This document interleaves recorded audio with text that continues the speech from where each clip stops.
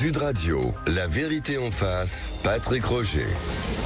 La vérité en face, 10 ans après Charlie. Éric Delbecq, bonjour. Vous avez écrit Les Irresponsables aux éditions Plomb. Je rappelle que vous avez été directeur sûreté de Charlie Hebdo, hein, bien sûr, après l'attentat.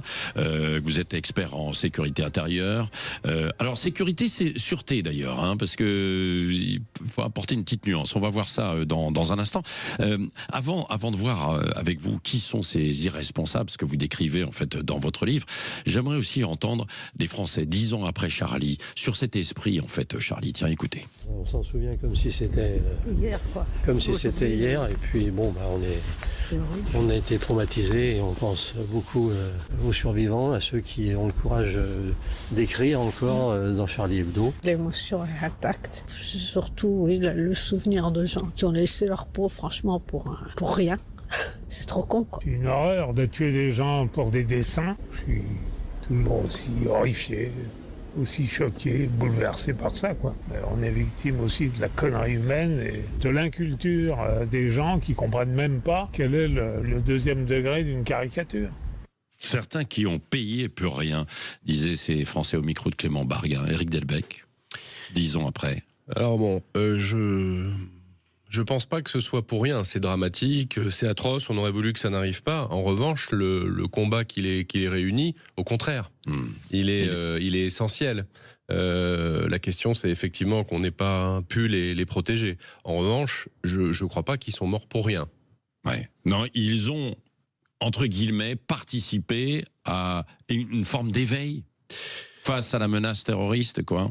Ouais, alors, sans doute. Et ils incarnent surtout une partie de notre esprit, ils incarnent une résistance, ils incarnent une volonté de ne pas céder, parce qu'on le voit de plus en plus d'ailleurs dans l'atmosphère intellectuelle, culturelle. Non seulement quand on dit certaines choses, on prend une volée de bois vert, mais ça conduit surtout la plupart des gens à s'auto-censurer. C'est ça qui me frappe aujourd'hui. Ouais. Les gens ont peur de parler, les gens ont peur de penser. Quand vous soulevez un sujet, il y en a déjà qu'on voit en train de trembloter en disant « mais on ne peut pas dire ça », sous-entendu « on peut même pas le penser ». On a envie de dire aux gens, détendez-vous. Et l'esprit Charlie, c'est de dire, non seulement on peut parler, on peut penser, on peut s'exprimer, on peut dessiner, et éventuellement on peut se moquer. Ouais. Il y a eu un recul, alors, pour certains, peut-être de la pensée, de la façon de pouvoir s'exprimer sur certains sujets. Bah c'est ça qui est intéressant, c'est que la réponse, c'est oui et non. C'est-à-dire que pour une partie des gens, et notamment pour un journal comme Charlie, il n'y a pas eu de recul. Il y a même une avancée et une volonté de ne pas céder à la pression. Et pour beaucoup d'autres gens, il y a effectivement une volonté de ne plus penser. Et puis il y a une troisième faction, si je puis dire, qui eux sont vraiment dans la provocation et dans la destruction. Et là, c'est plus du dessin satirique, c'est plus s'amuser pour comprendre. Là, c'est agresser. Oui. Là, vous pensez à certains, en fait, à gauche, extrême gauche. Oui. Étant donné que j'essaie, moi aussi, de toujours rester dans cet esprit Charlie, je vais dire les choses très clairement. Quand on a un parti politique qui s'appelle LFI, qui est représenté au Parlement et qui en permanence fait tout pour saper la République, je crois qu'on va clairement dire les choses. Il condamne quand même les actes terroristes. Il condamne les actes terroristes. Ah, vous croyez ? Oui, bah tout de même. Non, mais il les condamne de loin où il y a longtemps. Monsieur Mélenchon, il condamnait l'attentat sur Charlie quand c'est arrivé. Depuis, il a dit des choses absolument innommables sur Charlie. Je crois même qu'à une époque, il a suggéré que Charlie était d'extrême droite. Bon, et quand vous prenez la longue liste des propos des membres de cette organisation depuis maintenant quelques années, où j'en ai un en tête qui m'est resté, parce que celui-là je l'ai vraiment pas digéré, quand une certaine dame, tout le monde verra qui c'est, fait une sortie sur un dessin de Coco, vous n'aurez pas notre haine mais vous la méritez. Qu'est-ce que c'est que une attitude de pouce au crime? Qu'est-ce que c'est d'autre qu'une attitude de pouce au crime? Est-ce que ça n'encourage pas les gens à pratiquer la violence? Au bout d'un moment, il faut regarder les choses en face et ne pas dire le contraire de ce que tout le monde voit et ressent. Voilà, vous dites tout le monde, quoi. Si donc, moi demain matin je vous dis Patrick Roger, vous n'aurez pas ma haine mais vous la méritez, et avec des gros yeux où je dis le premier qui va passer dans la rue et qui éventuellement vous mettrez une claque a raison. Vous prenez un autre exemple encore plus récent, Manuel Valls qui est victime à l'antenne de je ne sais comment on peut qualifier, parce que c'est au-delà de grossiers personnages, et que vous avez des LFistes qui trouvent ça bien et qui applaudissent de manière absolument non seulement idiote, mais pour le coup provocatrice au mauvais sens, c'est-à-dire d'incitation à ce que ça continue.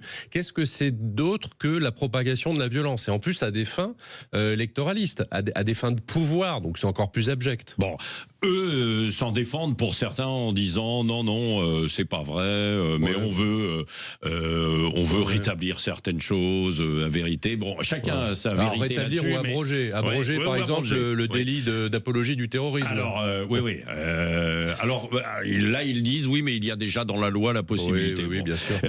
Alors, vous allez jusqu'à évoquer quand même dans votre livre les irresponsables, l'État. Qui sont ces irresponsables? Donc, moi, je l'ai lu, hein, mais pour les auditeurs qui n'ont pas lu et qui vont découvrir votre livre, quoi. Alors, si on parle de l'État, c'est un certain nombre de politiques, ça me paraît assez clair, ou de hauts fonctionnaires. Parce que il faut bien expliquer aux gens que souvent il se passe quelque chose aussi entre la décision politique et la dispersion de la consigne dans l'administration, hein. C'est la doctrine de l'édredon. Il y a plein de choses qui se perdent au fur et à mesure. Et puis vous avez des hauts fonctionnaires ou des gens assez bien placés dans la chaîne alimentaire des organisations.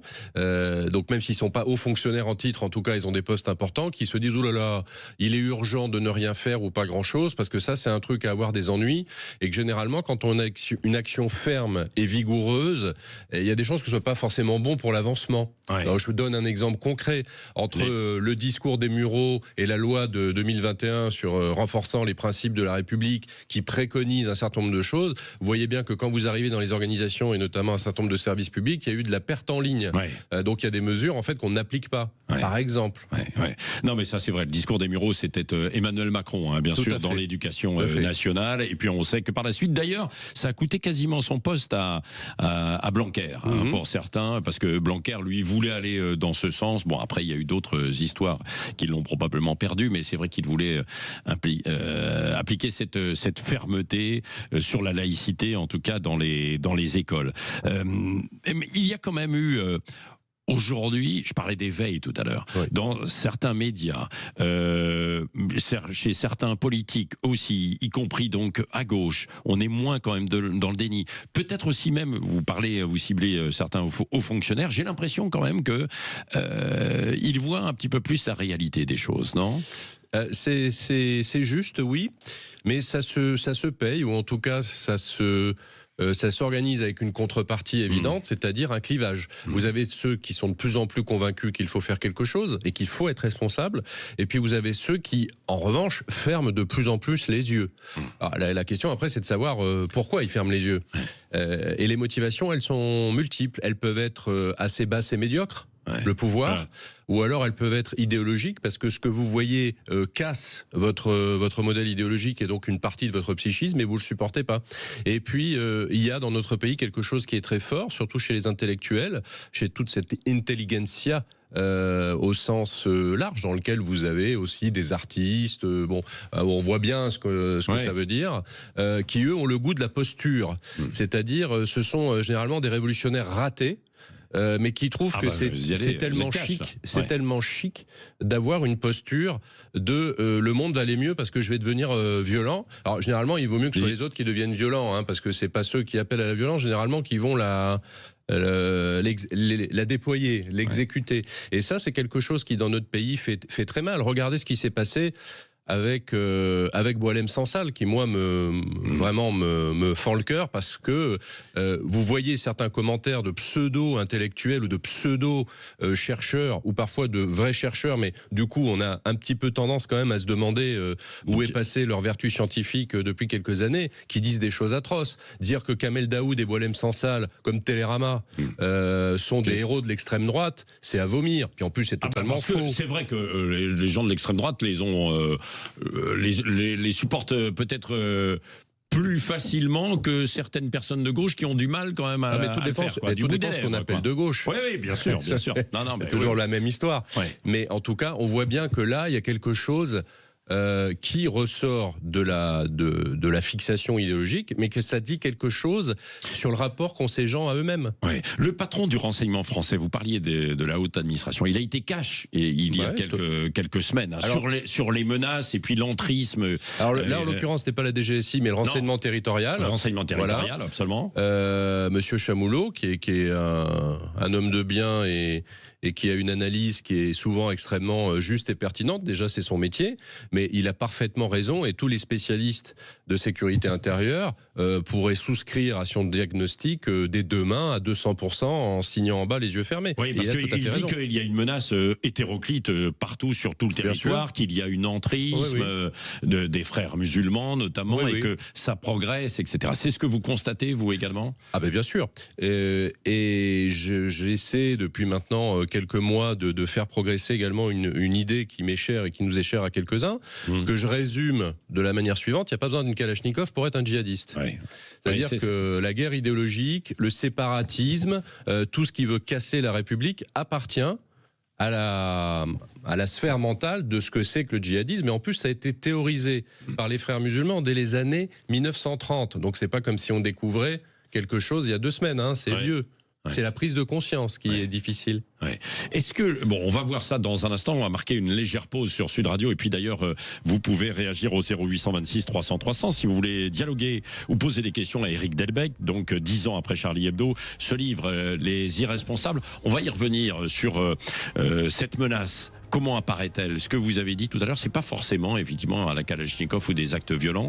C'est aussi de l'entrisme, de l'idéologie progressivement dans les têtes, dans certains endroits. On va voir ça dans un instant. Même si certains disent, il faut pas exagérer. Par exemple, on disait, les JO ne pourront pas avoir lieu parce qu'il va y avoir des attentats. Finalement, les JO ont eu lieu. Eric Delbecq dans un instant sur Sud Radio. La vérité en face. Sud Radio, la vérité en face, Patrick Roger. La vérité en face sur Sud Radio jusqu'à 10h. Tout à l'heure, vous allez retrouver évidemment Valérie Expert, bien sûr, et Gilles Gansman avec leur sujet en fait du jour. Les irresponsables. Eric Delbecq, on en parle depuis quelques minutes avec vous, 10 ans après Charlie Hebdo aux éditions Plomb. Je le disais, est-ce que finalement... Ce que disent certains, il n'y a pas une exagération sur la menace terroriste, c'est ce que l'on avait dit au moment des JO, et finalement, tout s'est bien passé. Alors, c'est vrai que tout s'est bien passé, on est tous heureux que ça soit bien passé, mais dire que c'est une exagération parce qu'il n'y a rien eu, c'est une erreur de raisonnement. Il ne s'est rien passé parce que l'effort de l'État, des services de sécurité, des services de renseignement a été considérable. Les moyens alloués, la disponibilité des forces de l'ordre, le véritable quadrillage qu'on a connu avant les JO et pendant, et le surtravail de la DGSI du renseignement intérieur a fait quand même que ça a bien assaini le terrain. Mais ça ne veut dire à aucun moment que le risque terroriste est plus faible. Non, mais c'est peut-être la démonstration que quand on veut, on peut. Ah oui, c'est sûr. Delbecq, quoi. Mais il faut y mettre les moyens aussi, quoi. C'est vrai que certains caricaturent en disant il y avait plus de flics, d'agents de sécurité à Paris que de touristes, quoi. Bon, après, les gens aiment bien caricaturer quand ça sert à leur démonstration, mais on voit bien en tout cas que déjà le terrain se tient avec des êtres humains. Pas avec des technologies. Même si la technologie sert quand même, non ? Voilà, les drones, par exemple, pour surveiller. Tout à fait, mais la technologie, c'est toujours une manière d'augmenter les capacités humaines, pas de s'y substituer. En fait, la technologie vient rendre les êtres humains plus performants. Alors bien évidemment, il faut l'encadrer par le droit, c'est évident.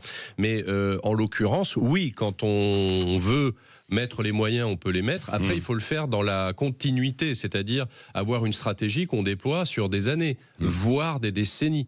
Donc oui, on a quasiment le combat d'une génération pour reprendre le terrain perdu. Oui, c'est ça. Alors, qui est derrière les menaces ? Ça dépend de quelle menace on parle. Alors, voilà. Quand on parle d'une menace terroriste en France. Alors, moi, c'est pour ça que je suis plus à l'aise avec le vocabulaire... si on est sur ce sujet-là, d'islamisme ou de djihadisme. Le terrorisme, c'est une technique, c'est une méthode. Si on parle froidement en matière de sécurité intérieure, le terrorisme, c'est une méthode. Quand on ne peut pas faire de la guerre quand on ne peut pas pratiquer la guerre ou la guérilla, on fait du terrorisme. Bien. Une fois qu'on a dit que c'était une méthode, oui, il peut y avoir un terrorisme d'ultra-droite, d'ultra-gauche ou un terrorisme islamiste. Mais généralement, on parle de terrorisme pour ne pas employer le mot d'islamisme ou de djihadisme. L'islamisme, c'est la doctrine, et concrètement, comment certains veulent instaurer un califat mondial en pratiquant le djihadisme, c'est-à-dire un combat. Ouais. Dans l'islam, djihad, c'est sans doute le plus beau mot lorsqu'on le comprend théologiquement. C'est l'effort intérieur pour s'améliorer. Ce qu'il y a dans toutes les religions. Mais quand ça devient un concept politique, ça devient le djihadisme, c'est comment casser la République pour instituer un régime totalitaire, je dis bien un régime totalitaire, qui va se nourrir d'un carburant pseudo-religieux. Donc n'importe quel totalitarisme, c'était le cas dans les années 30 au siècle dernier, se nourrissait du terrain intellectuel ou religieux ou idéologique dans lequel il allait naître. Mais il ne faut pas se tromper. L'islamisme et donc le djihadisme, c'est-à-dire la manière d'exécuter l'idéologie, c'est un totalitarisme. Ouais. Mais alors, qui est derrière cet islamisme? J'allais dire que c'est à la fois... On parlait de nébuleuse il y a quelques années, vous vous souvenez? C'est produit à l'extérieur et c'est produit à l'intérieur. Si on fait rapidement une recherche des origines, l'islamisme et le djihadisme naissent dans les années 30, chez les frères musulmans en Égypte. Donc on voit que c'est pas hier, un mouvement fondé par Hassan al-Banna, qui avait deux grandes admirations dans sa vie, qui s'appelaient Adolf Hitler et Benito Mussolini. Bon, déjà on a compris le décor. Et il va utiliser la religion, en tout cas des morceaux de religion, pour créer une idéologie totalitaire qui s'acclimate au Moyen-Orient, et qui est un refus de la modernité, c'est tout, il faut dire les choses simplement. Donc, dans refus de la modernité, il y a refus de la démocratie, il y a refus du libéralisme, des libertés individuelles, tout ce que vous voulez. Donc ça va prospérer plus ou moins. En Égypte, Nasser, au bout d'un moment, il leur dit « vous êtes gentils, mais en fait, vous êtes dangereux ». Donc, étant donné qu'il va les réprimer, ils vont aller un peu partout. Ils vont prendre des bases à peu près partout au Moyen-Orient et dans le Maghreb. Et puis après, ils vont générer chez nous un certain nombre de partisans, sachant que l'étape intermédiaire qui les a fait grossir, c'est la guerre en Afghanistan contre les soviétiques. Et voilà. Ils manipulent, ils utilisent alors une partie aussi de la population musulmane. Oui. Alors quand je dis une partie, c'est probablement infime. Ce n'est pas très. En tout cas, si on raisonne à l'échelle franco-européenne, peut-être. Mais en revanche, il y a une volonté de manipuler, quoi. Un petit peu, alors, et puis après, quelques milliers de personnes, ça suffit pour être dangereux. Quand on dit les salafistes aujourd'hui, c'est quelques dizaines de milliers de personnes en France. Bon, c'est très difficile. À préciser, à mesurer. Mais oui, globalement, c'est vrai. Mais tous ces gens-là ont une capacité de nuisance, d'influence. Alors, il y a l'acte terroriste, bien évidemment, mais je vais donner des exemples concrets du reste. Quand on s'appelle C'est Frioui et qu'on fait tout un bardome autour de l'affaire Samuel Paty, qui conduit à la décapitation du pauvre Samuel Paty, qu'il y a un procès et que ce type-là nous explique qu'il n'y est pour rien... Si c'était pas à pleurer, ce serait à mourir de rire. Et la justice ne s'en est pas laissé compter, puisqu'il a été condamné. Quand vous avez un Imzalen là qui appelle à l'intifada dans les rues parisiennes, bon là par contre, on peut être un peu plus mécontent. Il a pris 5 mois. Et quand aujourd'hui vous avez 3 influenceurs dont on sent à quel point l'intelligence les habite, qui appellent au meurtre... influenceurs algériens qui seraient sous l'influence justement aussi de l'Algérie, direct ou indirect, mais c'est du djihadisme. C'est du djihadisme. C'est du djihadisme. C'est de l'appel à l'assassinat. Ils ont été interpellés. Est-ce que alors justement aussi, puisque vous connaissez toutes ces questions, vous êtes expert en sécurité intérieure, ils utilisent les réseaux sociaux. C'est une façon de propager en fait le discours. Alors ça fait déjà quelques années, mais on a l'impression qu'il y a une explosion en fait à ce niveau-là. Parce qu'on a vécu des épisodes qui sans cesse ont renforcé ce mode de diffusion et qu'on peut faire confiance aux islamistes pour toujours être à la pointe des canaux de propagande. Tout apprenti totalitaire, tout partisan d'une idéologie totalitaire est souvent un expert en manipulation et donc en moyens de communication. Donc bien évidemment, il y a une djihadosphère et elle passe en partie par les réseaux sociaux. Alors comme elle est visible sur les réseaux sociaux, plus ou moins, parce que évidemment il y a des messageries parfois aussi cryptées, mais plus ou moins, ça doit permettre aux enquêteurs de peut-être mieux les surveiller, non? Alors, c'est le dilemme éternel. C'est le dilemme éternel du renseignement. C'est-à-dire que vous surveillez quelqu'un sans intervenir, parce qu'au moins vous savez qu'il est là et vous le surveillez. Alors que si effectivement vous vous saisissez de lui, entre guillemets, effet splash, Ouais. c'est-à-dire qu'il va renaître ailleurs, soit par le même individu, soit par d'autres. Donc en permanence, il faut faire un arbitrage assez subtil entre il est mieux de le garder à l'œil ou il est mieux de l'arrêter. Là, c'est assez facile. Quand vous avez des gens qui appellent à assassiner de manière indistincte, c'est sûr qu'il faut intervenir. Oui, mais les services de renseignement suivent justement comme Ils ça. font tout pour Parce que tout à l'heure, vous parliez des moyens humains qu'il faut mettre face à la menace terroriste, islamiste, comme vous le dites, mais il y a aussi la technologie qui peut être utilisée pour surveiller, détecter. Oui, mais vous avez toujours quand même besoin de moyens humains. Hein. C'est ce que je disais tout à l'heure, la technologie c'est formidable, mais quand vous avez besoin... parce qu'il faut surveiller quelqu'un H24, donc il faut mettre des filatures en place, etc. Vous avez besoin au moins de vos 15 bonhommes pour le faire. Donc il y a quand même, si vous voulez, il y a un mur de la réalité. Et après, surtout, même quand on a des technologies, vous avez une multitude d'objectifs à traiter. Alors on peut automatiser jusqu'à un certain point, mais on ne peut pas tout automatiser, parce qu'en plus il y a des procédures judiciaires qui en dépendent. Donc il faut être précis dans ce qu'on reproche aux gens, dans les qualifications juridiques. Vous ne pouvez pas automatiser, par exemple, l'analyse d'un discours sur les réseaux sociaux.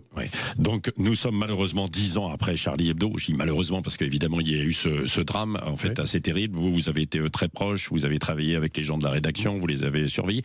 On a parlé d'un esprit Charlie pendant des années. Est-ce que cet esprit existe encore? Et qu'est-ce qu'il signifie? S'il signifie quelque chose encore je vais commencer par ça. Alors, ce qu'il signifie et ce qu'il en est.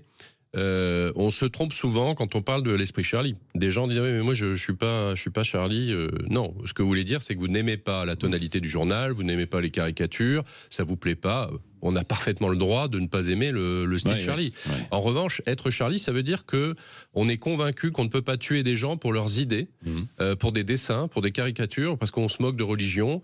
Oui, on a le droit de blasphémer. Donc être Charlie, c'est dire on ne peut pas mourir de par ses idées. Donc même si on n'aime pas le journal, on peut tout à fait être Charlie. Ensuite, bien évidemment, on voit bien qu'aujourd'hui, cet esprit Charlie, il y a encore des sondages qui le montrent récemment et jusqu'à ce matin, globalement, il est partagé quand même très largement par les Français. En revanche, il y a des endroits dans lesquels cet esprit Charlie n'existe pas ou n'existe plus. Moi, je pense qu'en fait, il n'a jamais existé. Il était mimé dans certains endroits. Voilà. Et là, il s'est juste désinhibé.